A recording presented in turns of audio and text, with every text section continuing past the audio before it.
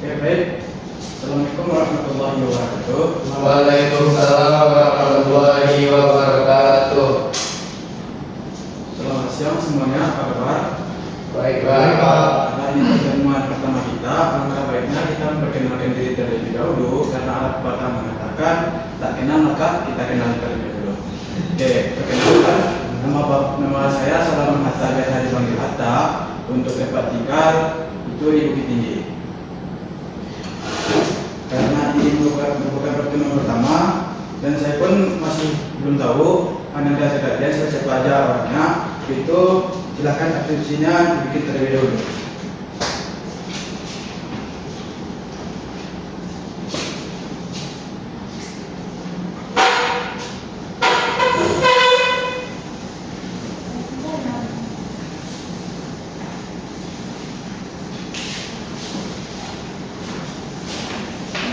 Oke, sudah? Belum.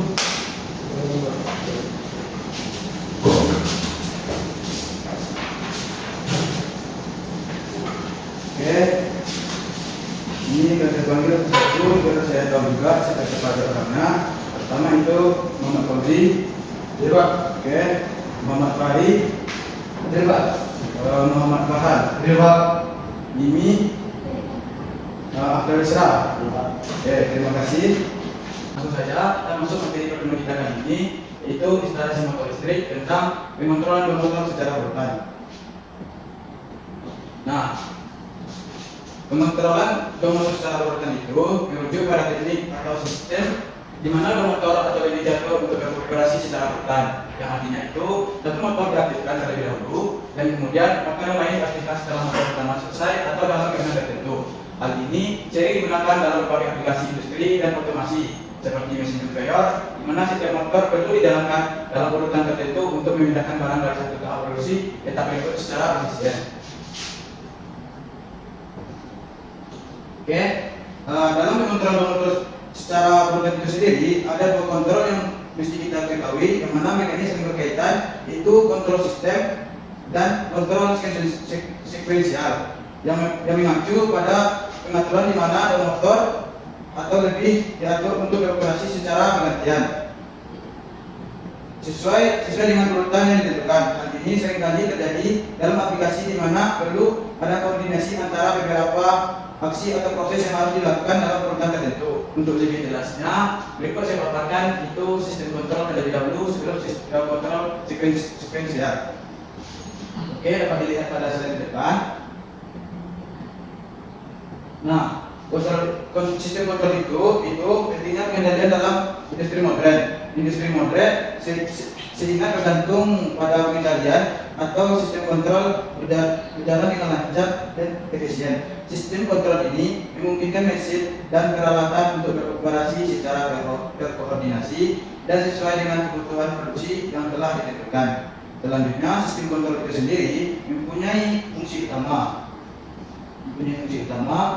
Bahwa bagian dari proses produksi dapat berjalan dengan efisien dan aman. Ini menimbulkan perencanaan dan pengaturan rangkaian kontrol yang tepat untuk memonitor dan mengontrol berbagai parameter seperti suhu, tekanan, kecepatan, dan posisi dalam sistem produksi. Selanjutnya, pada sistem kontrol itu sendiri terdapat teknologi canggih seperti otomasi dan kontrol terkomputerisasi. Banyak dari mereka masih berasal dari prinsip-prinsip dasar yang dimulai dari rangkaian kontrol manual. Rangkaian kontrol ini telah berkembang seiring waktu untuk meningkatkan keakuratan, keandalan, dan efisiensi dalam proses industri itu sendiri. Oke, selanjutnya kita akan masuk ke kontrol sekuensial. Nah, kontrol sekuensial digunakan untuk mengatur suatu dan operasi yang saling terkait, terhubung dan terencana. Kontrol sekuensial dapat dibagi menjadi tiga kategori, yaitu yang pertama sistem melaksanakan urutan berikutnya jika kondisi yang ditentukan sebelumnya terpenuhi. Contoh, untuk pergi ke lantai 30 dari lantai 2 dengan sangkar elevator harus memenuhi kondisi tombol pemanggil ditekan pada lantai 2, penumpang tidak melebihi kapasitas, dan tombol tujuan dalam sangkar ditekan. Nah, yang kedua, sistem melaksanakan urutan berikut jika dalam mencapai waktu yang telah ditentukan. Contohnya itu, misalnya lampu lalu lintas, alat pemain otomatis sistem penerangan jalan, lampu penerangan jalan yang dinyalakan dan dimatikan pada jam tertentu, misalnya menyala saat senja, mati saat fajar, dan lain-lain. Selanjutnya, sistem di mana waktu pelaksanaan atau interval waktu tidak penting, hanya urutan operasi yang telah ditetapkan diperhatikan. Contohnya, urutan pembukaan dan penutupan katup dalam sistem pengolahan, dalam industri pengolahan cairan atau katup dibuka ditutup dalam urutan tertentu untuk mencegah atau pencampuran yang tidak diinginkan. Oke, selanjutnya kita akan membahas untuk komponen pengontrolan itu sendiri.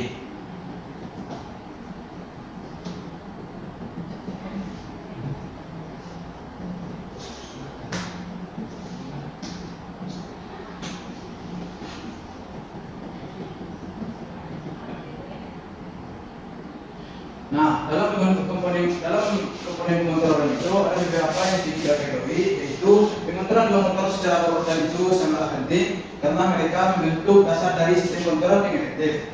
Nah, jadi serangkaian kontrol yang digunakan dalam pengontrolan manual biasanya melibatkan peralatan listrik untuk mengatur operasi motor atau peralatan lainnya. Selanjutnya, rangkaian kontrol atau pengendali harus dipahami mulai dari jenis dan dasar komponen yang digunakan.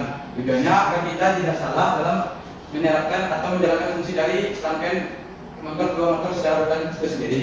Dan yang ketiga itu dalam desain rangkaian pengendali dasar atau kontrol sistem selalu menggunakan itu kontaktor, timer, overload, MCB dan lain-lain. Untuk lebih jelasnya berikut saya paparkan itu tentang komponen motor itu sendiri.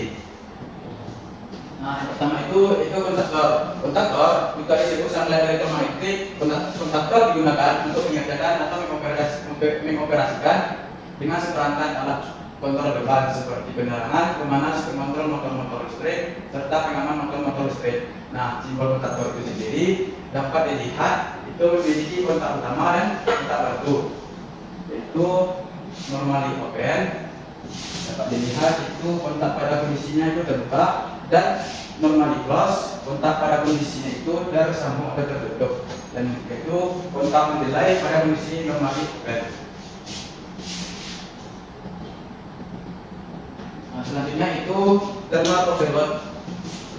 Itu komponen tol ini bekerja berdasarkan temperatur yang ditimbulkan oleh arus yang mengalir melalui elemen-elemen pemanas yang metal. Dapat dilihat pada gambar presentasi pada gambar selesai ini itu adalah rangkaian dari thermal overload. Yang mana pada tol itu memiliki perangkat yang pertama reset mekanik dan yang kedua itu arus string atau batas arus.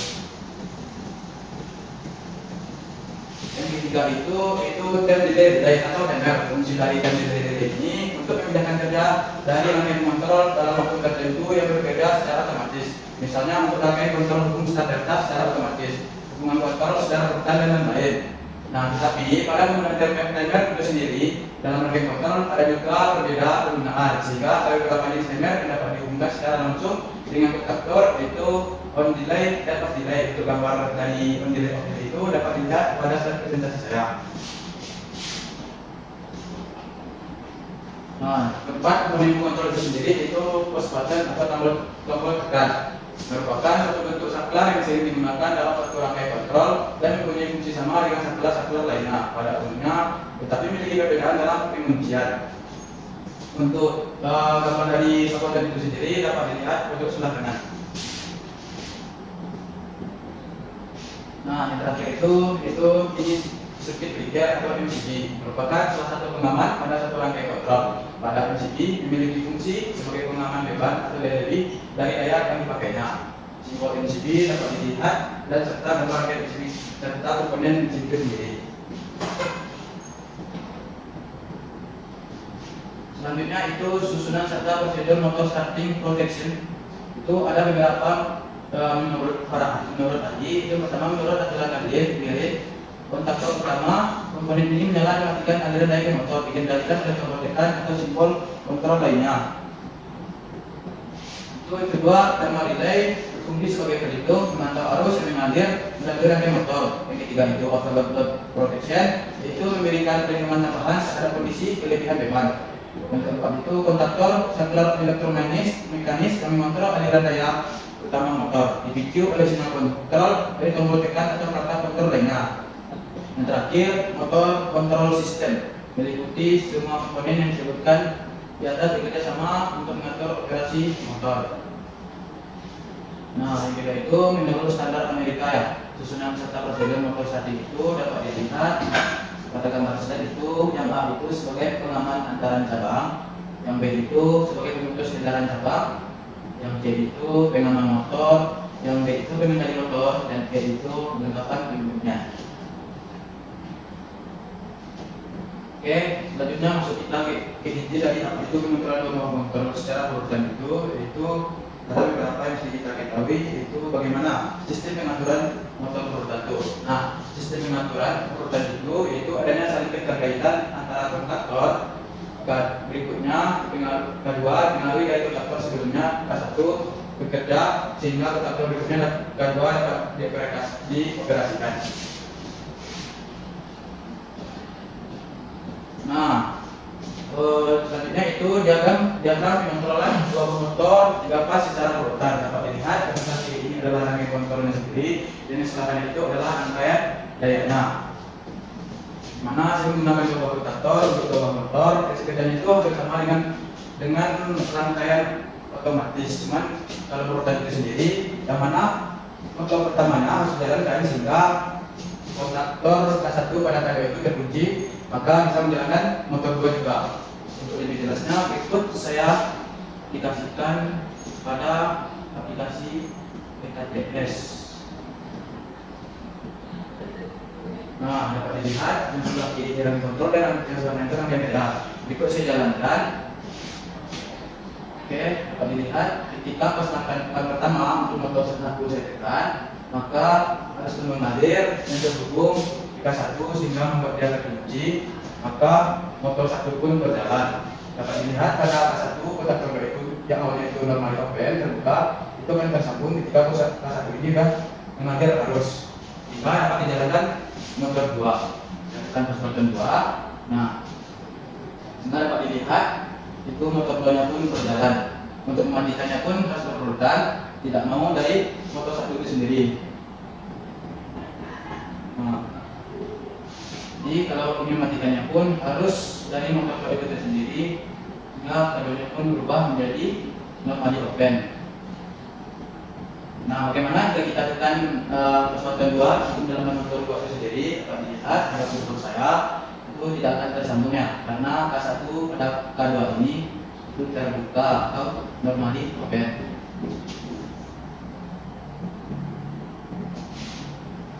Nah, selanjutnya itu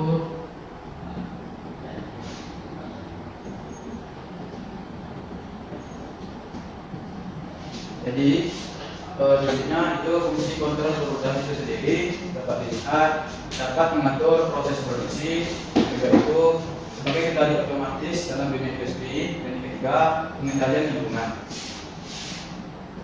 Nah, dari pemaparan dari saya tadi dapat disimpulkan bahwasanya rangkaian kontrol berurutan merupakan salah satu metode yang penting dalam dunia teknik modern yang memungkinkan otomatisasi proses-proses kompleks menjadi lebih efisien dan konsisten. Dengan memahami prinsip kerjanya, fungsi tata langkah pembuatan, para teknisi dan insinyur dapat mengimplementasikan kontrol berurutan dalam berbagai aplikasi dengan lebih baik dan efektif. Meskipun memiliki beberapa kekurangan, kelebihan dari kontrol berurutan jelas terlihat dalam meningkatkan produktivitas dan efisiensi dalam berbagai bidang industri dan kehidupan sehari-harinya. Oke, dari pemaparan materi yang telah saya sampaikan, jika ada pertanyaan atau mungkin yang kurang dimengerti, silakan kepada Nanda sekalian untuk bertanya. Ya, silakan. Saya mengerti dengan pemaparan materi Bapak tadi, tapi saya ada sedikit tanya. Bagaimana cara mengimplementasikan pengontrolan dua motor secara berurutan? Oke, terima kasih untuk pertanyaannya. Dapat saya jawab langsung, yaitu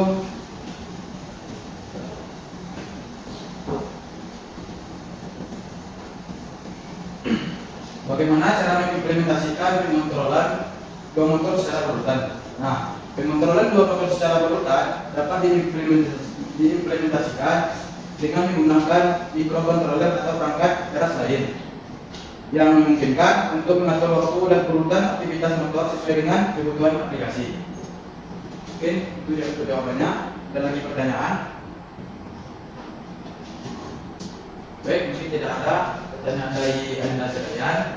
Untuk memahami apa yang telah saya sampaikan, berikut saya kasih tugas dan tolong dikerjakan di double video dan dikumpulkan minggu depan. Kita pada minggu selanjutnya akan bertemu dan membahas satu rangkaian bergantian.